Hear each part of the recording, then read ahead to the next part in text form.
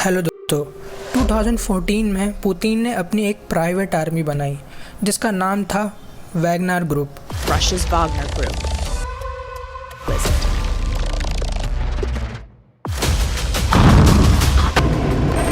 The Wagner Group. The Wagner Group. Wagner group का leader Prigozhin, जो कि Putin का सबसे खास आदमी था। दरअसल प्रिगोजिन पुतिन के लिए खाना बनाता था और पुतिन को खाना भी वही सर्व करता था। प्रिगोजिन ने नरेंद्र मोदी जी को भी खाना सर्व किया है और पुतिन के लिए प्रिगोजिन मोस्ट ट्रस्टेबल मेंबर बन गया था। इसलिए पुतिन ने उसे मोस्ट डेंजरस प्राइवेट आर्मी का लीडर बना दिया। अब वैगनर ग्रुप मोस्ट डेंजरस इसलिए है क्योंकि यूक्रेन के साथ वॉर के लिए पुतिन ने वैगनर आर्मी में सबसे क्रूअल और निर्दयी कैदियों को अपना सोल्जर्स बना लिया था।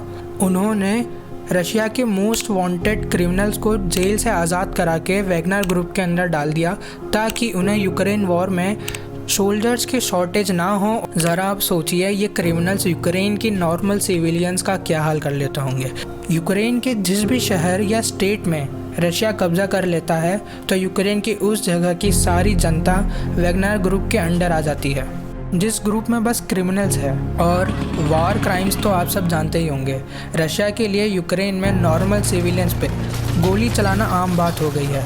लेकिन प्रिगोजिन ने अचानक यूक्रेन में हो रही वॉर को रोक दी, अपने सारे सोल्जर्स को वापस बुला लिया और सीधा सीधा रशिया के मॉस्को की तरफ बढ़ने लगे।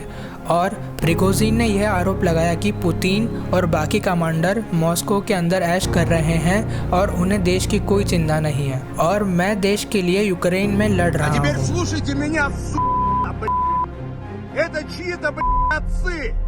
प्रिगोजिन का मकसद पुतिन को हटा के खुद रशिया को रूल करने का था और उसने यह भी कह दिया था कि पुतिन ने काफ़ी बड़ी गलती कर दी है, अब रशिया को जल्द ही एक नया लीडर मिल जाएगा। प्रिगोजिन मॉस्को में हमला करने ही वाला होता है कि पुतिन और प्रिगोजिन की लड़ाई को रोकने के लिए बेलारूस के प्रेसिडेंट वैगनर ग्रुप को अपने देश में ले जाते हैं और अब वैगनर ग्रुप बेलारूस से यूक्रेन में हमला करेगा और रशिया की दूसरी आर्मी रशिया से यूक्रेन में हमला करेगी, जिसके कारण शायद ही यूक्रेन इस वॉर को सर्वाइव कर पाए। दोस्तों, प्रिगोजिन ने पुतिन के खिलाफ जाने की कोशिश तो कर ली है, पर अब जैसे ही यूक्रेन की वॉर ख़त्म होती है और हालात थोड़े से नॉर्मल हो जाते हैं, वैसे ही प्रिगोजिन दुनिया से गायब हो जाएगा।